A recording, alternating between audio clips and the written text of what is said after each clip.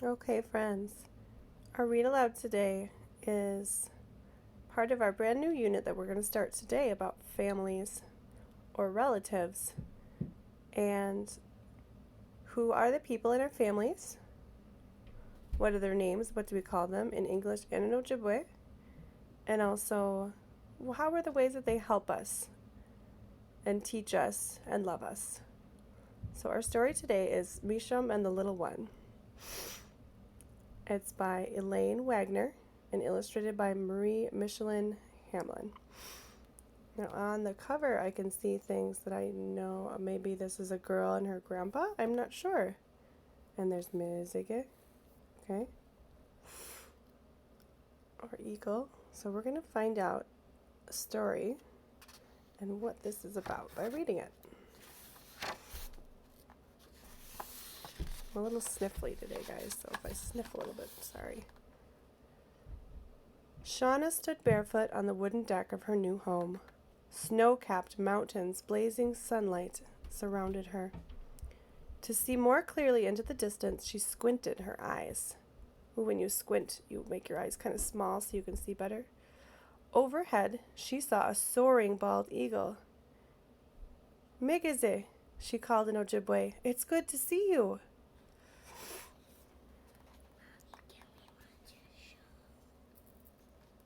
Megeze eagle was one of the first words her grandpa Meshom had taught her in their language. Meshom and Kokum, her grandma, taught her their ways from the time she was a baby learning to walk. Eagles circled the tops of giant Douglas fir trees nearby. Eek, eek, Megeze screeched. Shauna smiled at the high-pitched cry. Megeze was a friend.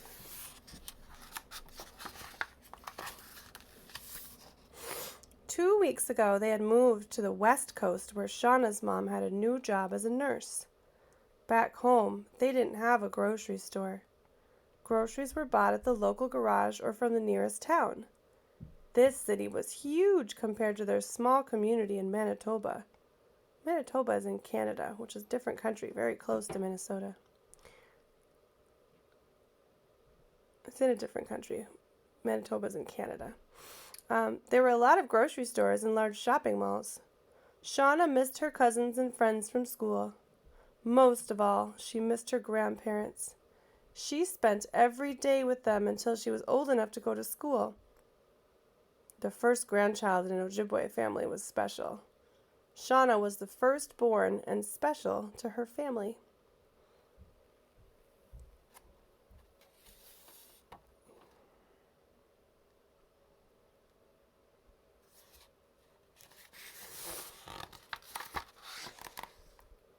You've left the doors wide open. Flies will come in the house. Close the doors right now, Mom yelled from inside the house.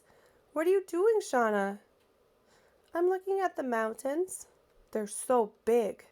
I feel like I can touch them. Does the snow on mountaintops ever melt? Mom came to the doors. I don't know. I guess we're going to find that out for ourselves, she answered. Shauna's eyes welled up with tears. She brushed them away with the sleeve of a freshly ironed pink blouse. She's looking at the mountain. She's feeling sad. Mom's voice was gentle. Don't be sad. I know how you feel. It's hard for both of us to be here away from everyone we know, but we'll get used to it. Back home on the prairies, the fields of wheat were the color of light brown sugar, and the sky went on forever. On the west coast, near the ocean, it rained more than she'd ever seen. The trees, bushes, and grass were a luscious green. The mountains were beautiful, but they made Shauna feel lonely. Jutting upward, the mountains looked like they cut the sky in half.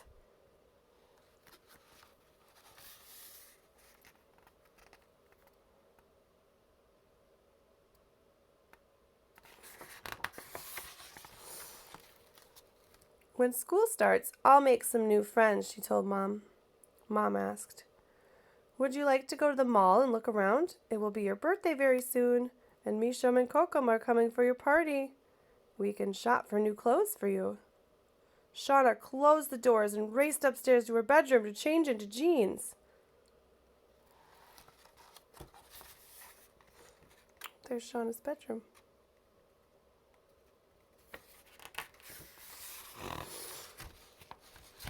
Oops. Oh my. Rain fell from dark clouds the day Meshom and Kokom arrived. Shauna and Mom drove to the airport to pick them up. By the time they all reached home, the clouds had separated and the sun was shining. The family gathered in the kitchen table for tea. Meshom spoke quietly to his granddaughter. Let's sit on the deck while your mother and Kokom finish their tea and decorate your cake. Shauna rose from her chair. She walked through open doors holding Meshom's hand. This time she remembered to close the doors behind her. Oh my goodness.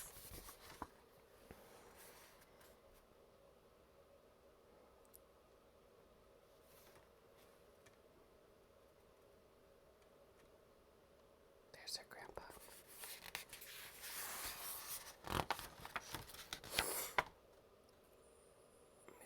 Meshom carried a brown burlap sack in his hand. She was excited to know what was inside, but knew it would be rude to ask.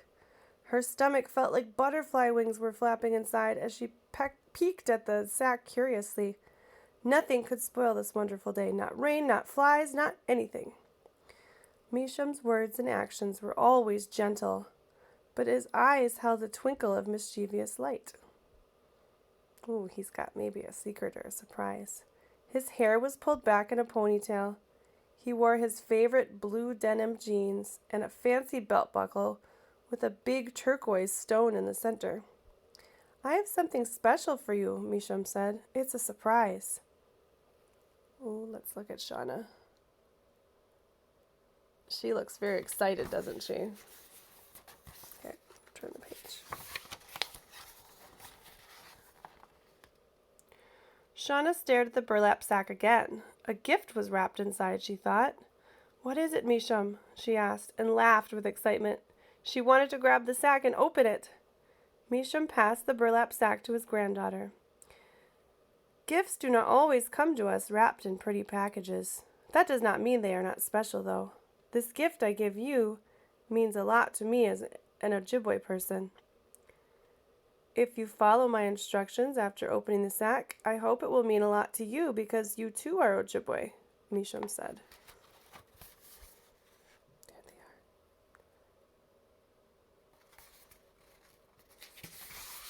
are. Shauna placed the sack on her lap and tugged at the drawstrings. The sack opened. She pulled the burlap down around the gift and stared at it. Meshom, she cried, what is it? It's a figurine made of plaster and was completely white. A garden gnome? No, her grandfather said patiently.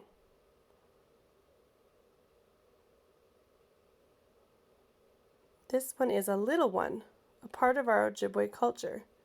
Now, sometimes Miss Lacoste sees Ojibwe words that she doesn't know. I'm going to have to look that one up.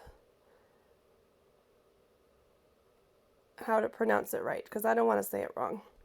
But it means little one. This one is a little one, a part of our Ojibwe culture. Shauna set the plaster figure on the patio table beside them. She could not believe that Meshom would give her such a strange present. Well, she thinks the present's kind of strange. Sometimes we think things are strange when we don't understand them.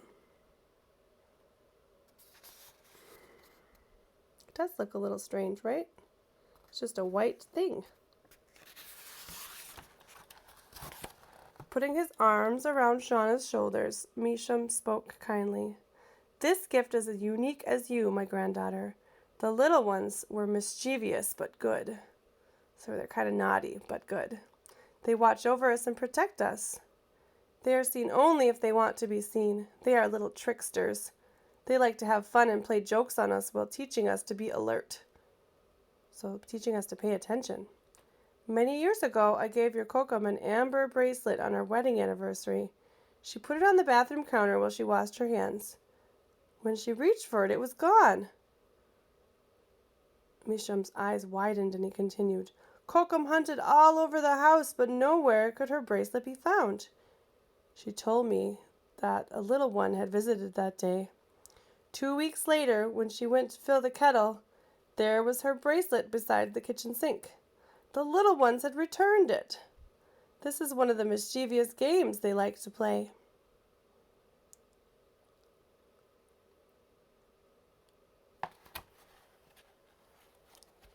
Her grandfather's telling her a story to help her understand. When Kokum and I leave, I want you to paint this little one without help from anyone. Do you think you can do it? I guess so, answered Shauna. She alone would have to paint the little one. She didn't know what colors to paint it. Meshom stood up. Let's go inside and join the others. Your party's about to begin. Shauna picked up the little one and brought it inside. She set it on the kitchen table. When Mom and Kokum brought in her birthday cake with 10 glowing candles, she forgot all about her gift. Look at that beautiful cake. Everyone looks very happy, don't they?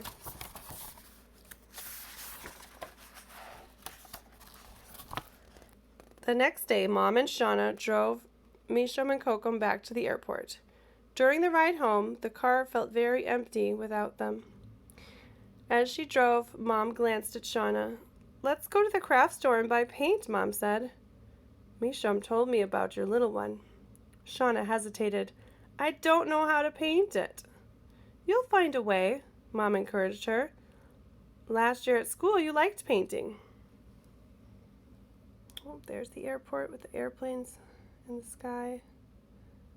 Mom and Shauna driving home without her grandparents. Shauna remembered her teacher, Mrs. Baker, had taught the class how to mix colors together to make other colors. Some were called primary colors and others were called secondary colors. When Shauna mixed yellow and blue together, it turned green. When she mixed red paint with lots of blue, it turned purple. Yellow and purple made brown, and white with black turned gray. Mom, I'm going to need lots of colors to paint the little one, Shauna said.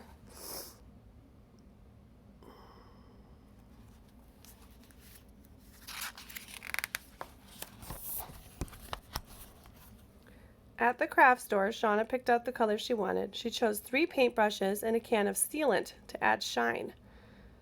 I should have brought the burlap sack that little one came in. It would have been strong enough to carry all my supplies, Shauna said. Perhaps Meshom knew that, Mom said with a smile. All right. There she is, getting started with all of her paints.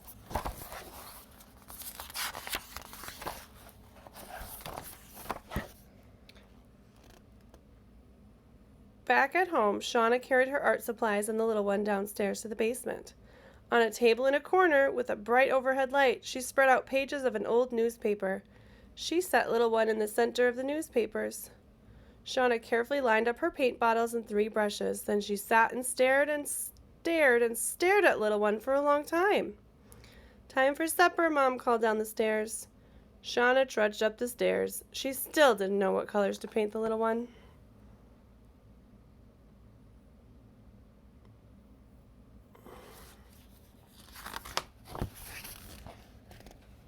The next morning, Shauna ate her breakfast in a hurry. Slow down, Mom said. The little one will be waiting for you. Taking her last bite of toast, Shauna rushed down to the basement. Little one, she asked, how shall I paint you? How will you look? The little one stared back at her with his colorless white eyes.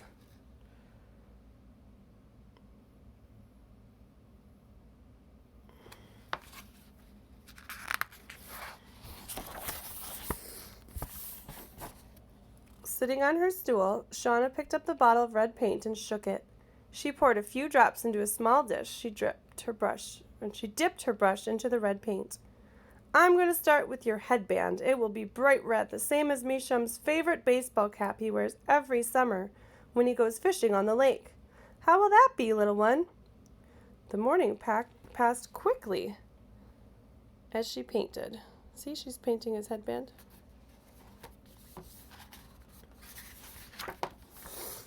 Lunch is ready, Mom called. At the sound of her mother's voice, Shauna jumped up with surprise. Skipping up the stairs and into the kitchen, Shauna held up her hands and asked her mom, "Do I have to wash up before lunch?" "Of course," Mom answered, smiling at the red stains on Shauna's fingers. She's got paint on her hands.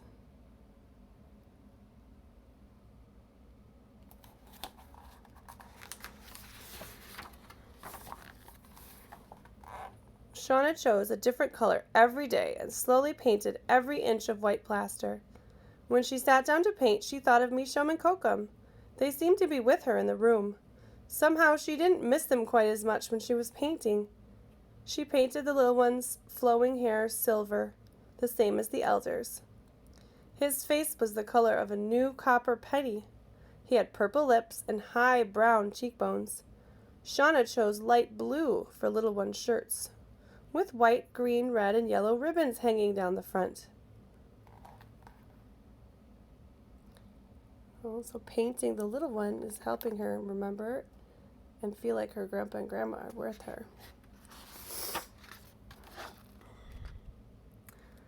His deer hide pants were golden brown, the color of the fields of prairie wheat. The tops of his beaded moccasins, Shauna painted the colors of a rainbow. The old burlap bag that hung over one shoulder was painted charcoal. Shauna painted the little one carefully, stopping often to look at her work. Look at that, it's starting to look more like a person, isn't it? She's working very hard. So is that little mouse in the corner.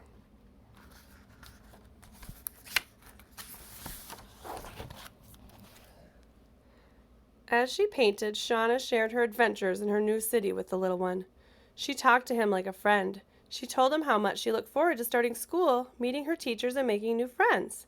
"Little one, you need a name," Shauna said thoughtfully. "I'm going to call you Ogima." In Ojibwe, Ogima means man of esteem, so someone who's important. "When I finish my painting, you will look like one of our ancestors of long ago. They are called the Ancient Ones. One day I'm going to bring you to my new school. Would you like that?" Ogima remained silent. He did not mind at all.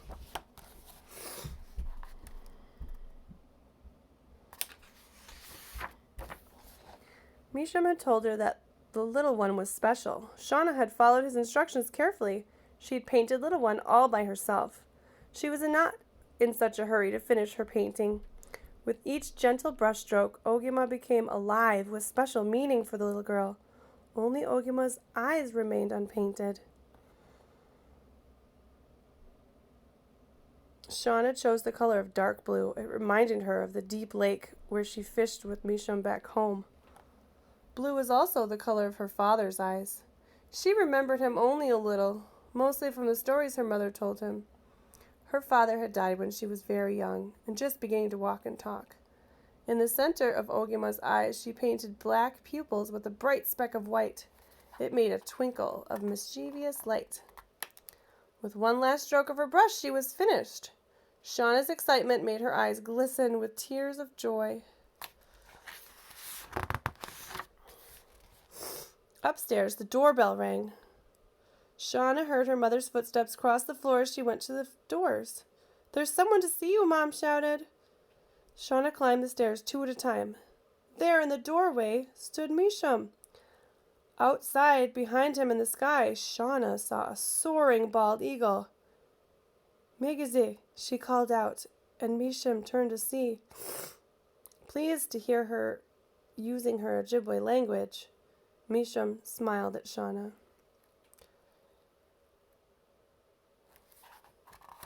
Not just Meshom, but Nokum too. There's Megeze. Shauna threw her arms around her grandpa and gave him a big hug. "Easy, Shauna," Meshom warned her. "You are growing very strong." From behind his back, Meshom pulled out another brown burlap sack. "I brought you a friend for the little one," he said. Another surprise.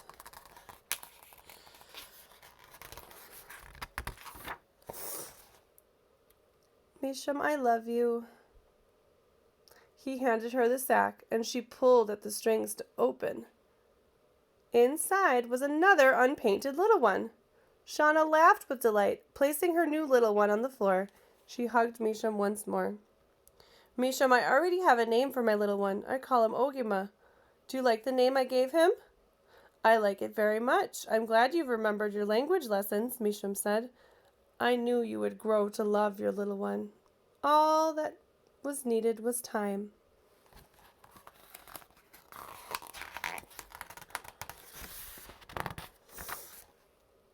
I'll bring Ogima up to show you, Shauna said. Ogima soon sat on the kitchen table.